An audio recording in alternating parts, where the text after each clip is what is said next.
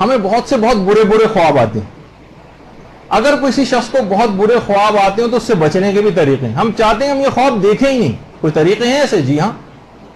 جو شخص بھی سوتے وقت ڈراؤنے خواب دیکھتا ہے, یعنی برے خوابوں سے جو بچنے کا طریقہ, چھٹے امام نے فرمایا ہے کہ سونے سے پہلے وہ 10 مرتبہ اس کو پڑھے, لا الہ الا اللہ وحدہ لا شریک لہ یحیی و یمیت و یمیت و یحیی. اچھا, اس کے اندر وہ یمیت و یحیی شامل ہونے سے رہ گیا, سلائیڈ میں آپ اضافہ کر لیجئے گا. وہو حی لا یموت, یعنی اس دعا کو پڑھیں, اور اس دعا کو پڑھنے کے بعد ایک تسبیح ہے حضرت زہرا پڑھیں. درود بھیجیے محمد علیہ وسلم.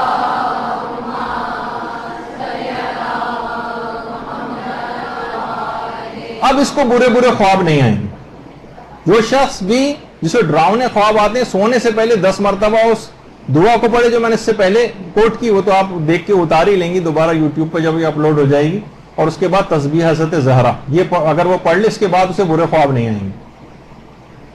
اور اس کے بعد پھر یہ بھی کہا جاتا ہے کہ اگر کوئی شخص سونے سے پہلے آیت الکرسی پڑھ لے اسے بھی برے خواب نہیں آئیں گے, اور سونے سے پہلے سورہ توحید پڑھ لے اسے بھی برے خواب نہیں آئیں گے.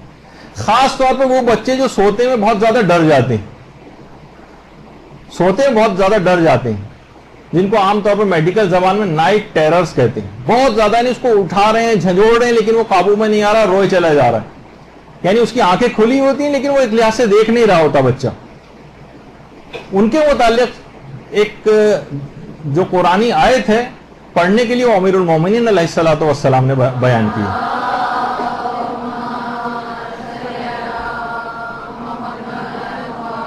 جو سورہ کہف کی آیت ہے, سورہ کہف, فَضَرَبْنَا عَلَىٰ آذَانِهِمْ فِي الْكَهْفِ سِنِينَ عَدَدًا, یعنی ہم نے غار میں ان کے کانوں پر چند سالوں کے لیے کچھ پردے ڈال دی.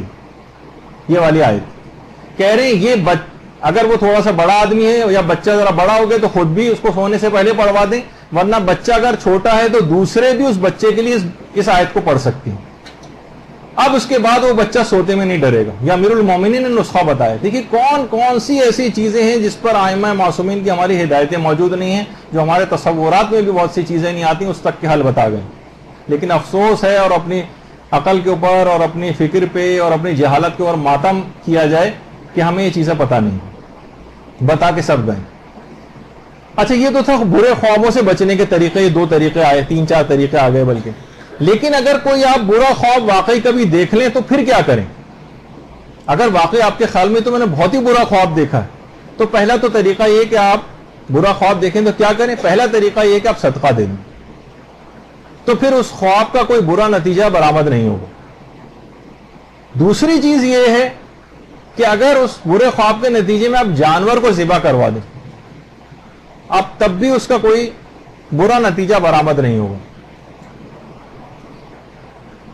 اور تیسری بات یہ جو احادیث میں بھی بتائی گئی ہے, اگر کوئی آپ اچھا خواب دیکھیں تو حمد خدا بجا لیں, اور اگر برا خواب دیکھیں تو شیطان سے پناہ مانگے, پروردگار کی پناہ میں چلے جائیں, اعوذ باللہ من الشیطان الرجیم پڑھیں, تو پھر وہ برا خواب آپ کو کوئی نقصان نہیں پہنچا سکے. یہ 3 طریقے ہوئے. چوتھا طریقہ ہمارے چھٹے امام امام جعفر صادق علیہ السلام نے بتایا.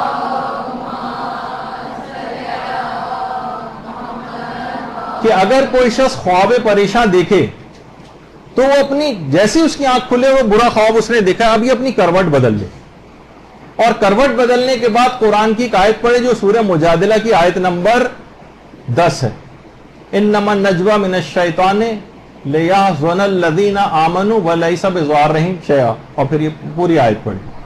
بس یہ ایک آیت, یہ تو اپنے چاہیے کہ اپنے ڈریسنگ, اپنے جو سائڈ ٹیبل ہے اپنے بستر کے کنارے پر, یا آپ یہ لکھ کے کہیں رکھ بھی لیں, اور کبھی کبھی ایسا کوئی موقع پیش آ جائے تو فوراً کروٹ بدلیں اور اس آیت کو نکال کر پڑھ لیں, پھر اس کا کوئی برا نتیجہ برآمد نہیں ہوگا. وہ خواب آپ کو کوئی نقصان نہیں پہنچا سکے گا. چھٹے امام فرماتی سورہ مجادلہ کی آیت نمبر 10, جس کا ترجمہ ہے کہ یہ رازداری شیطان کی طرف سے صاحبان ایمان کو اذیت پہنچانے کے لیے ہوتی ہے, لیکن وہ ان کو کوئی اذیت پہنچا نہیں سکتا جب تک کہ خدا نہ چاہے. تو بہرحال ایک چیز یہ ہے. اور اس کے بعد چھٹے ہی امام نے ایک طریقہ اور بھی بتایا ہے, اور ایک دعا بتائی ہے جو بعد میں آپ اس میں سے دیکھ کے اتار لیجیے گا, اتنا وقت کیونکہ نہیں بچا, سوچا میں بہت تیز رفتاری سے جانا. اب جو اصل ہے کہ خوابوں میں اگر کوئی آپ بری چیز دیکھ لیں تو اس کا ایک آسان ترین طریقہ ہے جس میں کسی دعا کو پڑھنے کی بھی ضرورت نہیں ہوتی. علماء فرماتے ہیں جاگتی حالت میں خدا کا خوف رکھو تو پھر سوتے وقت کا خواب تمہیں کوئی نقصان نہیں پہنچا سکے گا. جاگتی آنکھوں میں تم خوف خدا رکھو, بیداری کی حالت میں تم نیک کام کرو, بیداری کی حالت میں, تو خواب کی باتیں کبھی تمہیں کوئی نقصان نہیں پہنچا سکتی.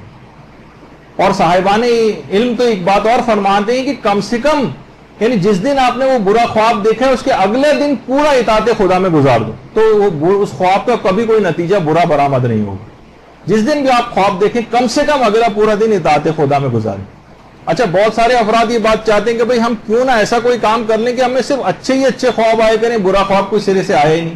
جی ہاں, 3 طریقے اس کے بہت بہترین, بس تھوڑا سا اس میں کام یہ کرنا ہے کہ ایک طریقہ یہ کہ سورہ زخرف اگر اس کو آپ لکھ کر تکیے کے نیچے رکھ لیں, تکیے کے نیچے, تو کبھی کوئی برا خواب آپ دیکھیں گے نہیں سوائے خیر کے خوابوں کے. کبھی کوئی برا خواب آپ کو نظر نہیں آئے گا, صرف اور صرف خیر کے خواب نظر آئیں گے. اس کو لکھیں اور تکیے کے نیچے رکھ لیں. دوسری جو سورہ ہے وہ تفسیر برہان میں علامہ بحرینی نے نقل کی. وہ فرماتے ہیں کہ حامیم دخان کو لکھ کر تکیے کے نیچے رکھا جائے تو پھر کسی کو کبھی کوئی برا خواب نہیں آ سکتا. سورہ حامیم دخان. اور علامہ کفمی جو دعاؤں کے سلسلے کے بہت بڑے عالم ہیں ہمارے, انہوں نے ان کی کتاب جو مصباح ہے اس میں انہوں نے لکھا ہے اگر کوئی شخص سورہ یاسین کو لکھ کر تکیے کے نیچے رکھ لے, سورہ یاسین کو تکیے کے نیچے لکھ کر رکھ لے تو اس کو بھی کبھی کوئی برا خواب نہیں آ سکتا. تو آپ کو کیا مسئلہ ہے کہ تینوں سورے اگر لکھ کر تکیے کے نیچے رکھ لیں یا کسی ایسے پلاسٹک کے اندر لے کے جو تکیہ اگر تبدیل بھی کیا جائے تو اس کے نیچے رکھ کر سو جائے کریں تو آپ کو بالکل جو ہے اپنے ایک لحاظ سے خوابوں پر کنٹرول ہو جائے گا. ایک تو یہ خود ایک سوال بھی کہ کیا خوابوں پر کنٹرول ممکن ہے, تو ایک لحاظ سے آپ کنٹرول ہی تو کریں گے. ہمیں صرف اور صرف اچھے خواب آئیں تو ان قرآنی سوروں کے ذریعے بات ممکن ہے.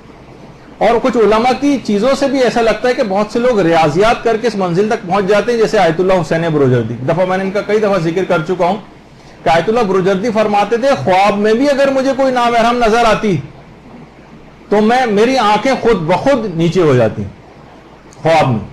تو ان کے ایک بے تکلف دوست نے کہا تھا ان سے مذاق میں کہ اس کا مطلب ابھی تک آپ روحانی طور پر کچے ہیں, کیونکہ خود بخود آنکھیں نیچے ہوتی ہیں, اختیار سے نیچے نہیں ہوتی ہیں. بات تو ہم تب مانیں کہ جب آپ اختیار سے آنکھیں کو نیچے کیا کریں. خیر ہو تو ایک مذاق کی بات.